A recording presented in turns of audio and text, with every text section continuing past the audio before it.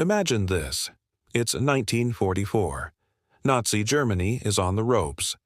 Allied bombers are turning Berlin to rubble, and the Soviets are closing in from the east.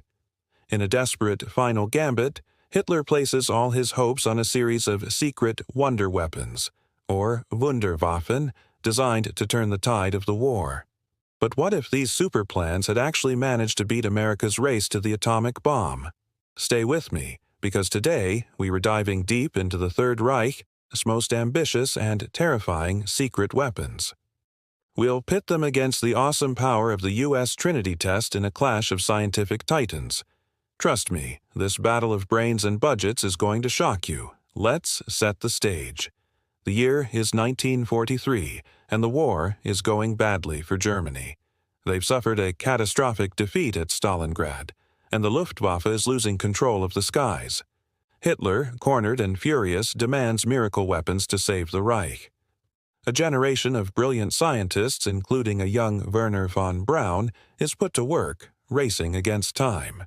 Their mission: invent a weapon so powerful it could bring the Allies to their knees. But could secret tech really win the war at this late stage? First up, let's meet the most famous of the Nazi wonder weapons, the V-2 rocket.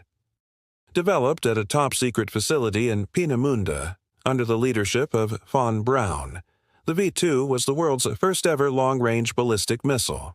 This thing was a technological marvel for its time. It could travel at over 3,000 miles per hour, reach an altitude of over 50 miles into space, and deliver a 2,200-pound warhead to a target 200 miles away. Its first successful test was on October 3, 1942, and by June 1944, these missiles of vengeance, as von Braun called them, began raining down on London. The attacks were terrifyingly random and caused widespread panic, killing over 2,700 civilians in London alone. By the war's end, over 9,000 V-2s had been launched. So, could it win the war? Not a chance. It was simply too little, too late. The program was incredibly expensive, costing the equivalent of $2 billion, siphoning resources from other critical areas. For the cost of just one V-2 rocket, Germany could have built 12 fighter planes. Plus, Allied bombing raids on Peenemünde and other launch sites severely crippled production. But if the V-2 was grounded in reality, our next weapon sounds like pure science fiction. Meet the Sonnengewehr, or the sun gun. This was a genuinely insane Nazi plan for an orbital weapon, a giant mirror in space designed to burn entire cities to the ground. The concept was championed by Hermann Oberth, von Braun's own mentor. The design called for a 100-meter-wide reflector made of metallic sodium, orbiting 1,500 miles above the Earth. It would focus the sun's rays into a concentrated beam of heat, a literal death ray from the heavens. Blueprints from 1945 suggested it could vaporize a city like New York in minutes. So, how close did this get to being real? Not very. Germany had no way to launch such a massive object into orbit. Their rockets were nowhere near powerful enough.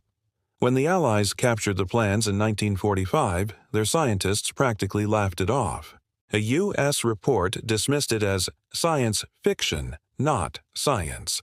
But what about the craziest weapon of all? Enter the Land Cruiser P-1500 monster.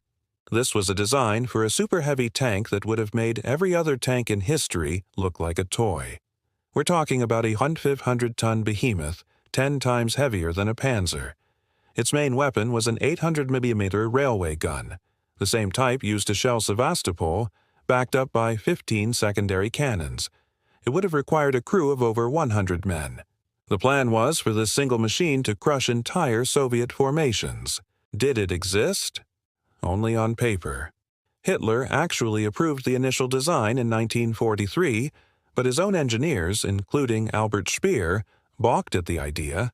There was no engine powerful enough to move it, no bridge that could support its weight, and it would have been a sitting duck for Allied bombers. The project was canceled later that year, and the resources were diverted back to the V-2 program. So why were the Nazis obsessed with these fantastical weapons? pure desperation. By 1943, top generals like Manstein and Guderian were warning Hitler that the war was unwinnable by conventional means. The Eastern Front had become a meat grinder, with over 2 million German casualties. These wonder weapons were as much a tool of propaganda as they were of war, designed to boost morale at home with promises that the Reich would rise again. Did they scare the Allies? To some extent, yes.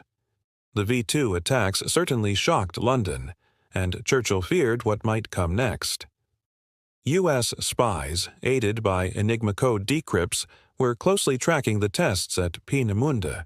In response, the Allies launched Operation Crossbow, a massive bombing campaign specifically targeting V-weapon sites, which successfully delayed the program.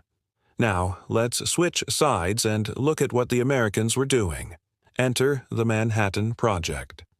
Quietly started in 1942 under the scientific direction of J. Robert Oppenheimer, this top-secret program had one singular, terrifying goal: build an atomic bomb before the Germans did. At a remote site in Los Alamos, New Mexico, 6,000 of the world's brightest minds were gathered, backed by a staggering budget of $2 billion, the equivalent of what the Nazis spent on the entire V2 program.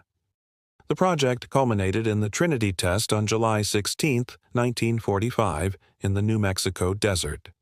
The gadget, a plutonium implosion device, was detonated. The result was beyond anything the world had ever seen. A fireball brighter than the sun, a mushroom cloud rising miles into the sky, and a shockwave felt 100 miles away. As he watched the explosion, a stunned Oppenheimer famously recalled a line from Hindu scripture: "Now I am become death, the destroyer of worlds." So, how does the Nazi tech stack up? V2 versus Trinity. It's no contest. A V2 could kill hundreds per strike with a conventional warhead. The atomic bomb dropped on Hiroshima killed an estimated 80,000 people instantly. The explosive power of that one bomb was equivalent to more than 1,000 V2 rockets hitting the same spot at the same time. But what about a Nazi atomic bomb? They were trying. A team of German scientists, led by the brilliant Werner Heisenberg, was working on nuclear fission. They had a heavy water plant in Norway crucial for their research. But in 1943, a daring raid by Allied commandos sabotaged the plant, stalling the program indefinitely.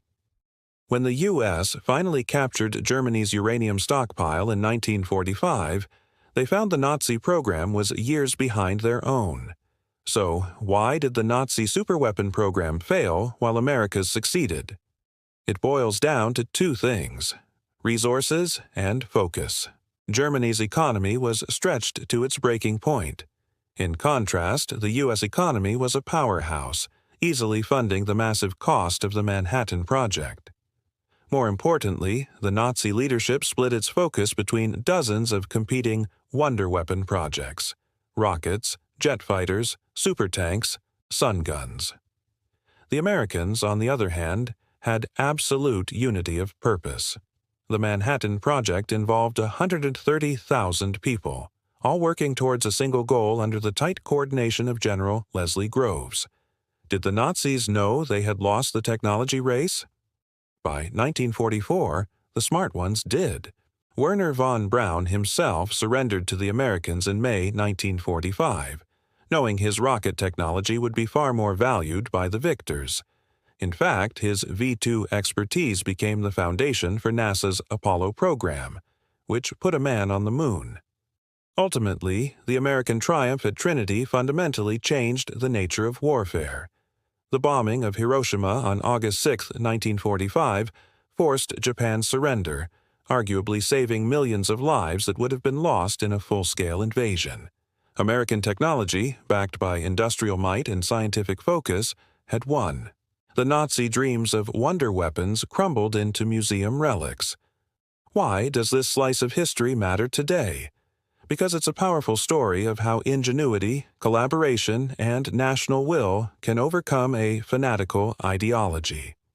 Your science, the work of scientists at Los Alamos and factory workers in Detroit, outmatched Hitler's most ambitious plans. The power of Trinity proved that American focus and innovation were the ultimate superweapons. So, could the Nazi wonder weapons have actually won the war? The answer is a clear no. They were too little, too late, and far too costly for a collapsing regime. The raw power unleashed at Trinity dwarfed them all. Thanks for joining me for this epic clash of superweapons. If you enjoyed this deep dive, make sure to hit that subscribe button and ring the bell so you don't miss our next story. And let me know in the comments, do you think the war would have ended differently without the atomic bomb? See you next time for more shocking stories from history.